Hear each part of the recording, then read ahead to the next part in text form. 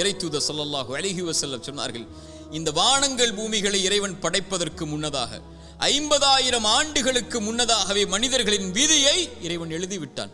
எவ்வளவு நாள் இவன் வாழ்வான், எவ்வளவு நாளில் மரணிப்பான், எதை பெறுவான், எதை இழப்பான், இவனுடைய வாழ்வாதாரம் என்ன, இவனுடைய சொத்து என்ன, இவனுடைய நஷ்டம் என்ன, இவனுடைய உறவு என்ன, இவன் பிரிவது என்ன, எல்லாம் எழுதப்பட்டு விட்டது. இறைத்தூதர் ஸல்லல்லாஹு அலைஹி வஸல்லம் சொன்னார்கள், நல்லா கேட்டுக்கோங்க, உள்ளத்தை தட்டி இந்த ஹதீஸை அந்த உள்ளத்துக்கு சொல்லிக் கொடுங்க.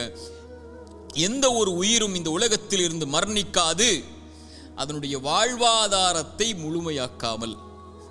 சுப்ஹானல்லாஹ், மீண்டும் சொல்கிறேன், எந்த ஒரு உயிரும் இந்த உலகத்தில் இருந்து மரணிக்காது அதனுடைய வாழ்வாதாரத்தை முழுமையாக்காமல்.